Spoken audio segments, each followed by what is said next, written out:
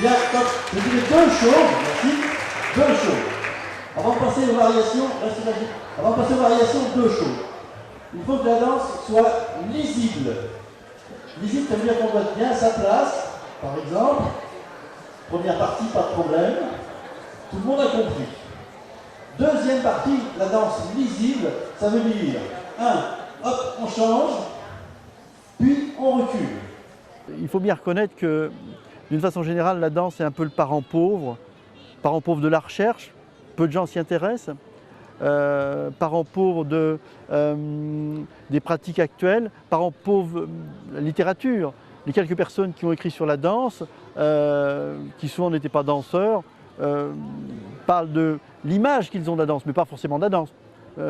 Quand les bourgeois, le milieu bourgeois d'une façon générale parle de la danse, ce milieu-là peut dire que la bourrée est une danse lourde, parce qu'ils imaginent que les paysans sont des cons et sont des gens qui sont lourds, alors que ça peut être une danse très légère. Et puis c'est pareil pour la tarentelle ou pour les danses irlandaises. Donc très peu de gens se sont réellement intéressés à la danse. Et moi, je fais aussi des rencontres qui sont plus que de la danse. Les bons historiens de la danse, il y en a quand même quelques-uns, disent que la danse représente plus qu'elle-même. Ils veulent dire par là que pour comprendre un branle de la Renaissance, quelque part il faut essayer de comprendre la société qui l'a façonnée. Pour comprendre une bourrée paysanne du 19e siècle, il faut comprendre la vie des paysans dans le centre-France.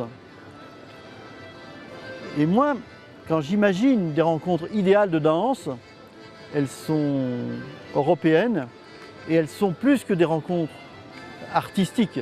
C'est aussi une société qui est tolérante, qui est d'une façon générale généreuse. La danse, c'est nous, c'est pas je.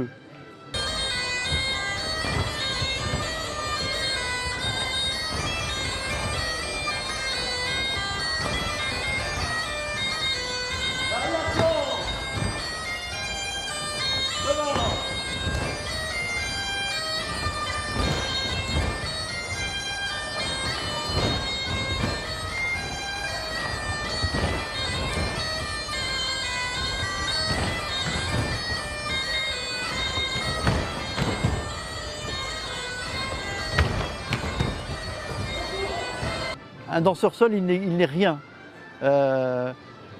Pour être danseur, il faut être dans un groupe. Il faut être curieux. Quand on pratique la danse, je ne parle pas quand on en parle. Pour en parler, n'importe quel intellectuel peut en parler, ou on peut avoir n'importe quelle discussion de bistrot, et ce n'est pas péjoratif. Mais quand on pratique, c'est plus la même chose. Et je dis souvent, quand j'anime des stages, qu'on soit jeune, vieux, riche ou pauvre, pour être harmonieux, le geste, il doit être fait des milliers de fois. Et quelque part, c'est rassurant.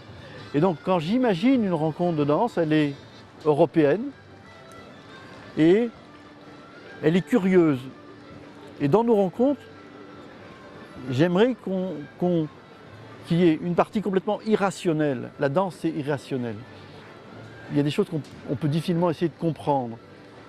Hier, en rentrant, on se disait, c'était fantastique. Ici, on est dans un lieu magique qui est peu d'équivalent au monde, et on a fait une soirée exceptionnelle. Si on veut l'analyser, ça ne tient pas les discours conventionnels. Qu'est-ce qu'on a fait? On a tourné, on a croisé des sourires.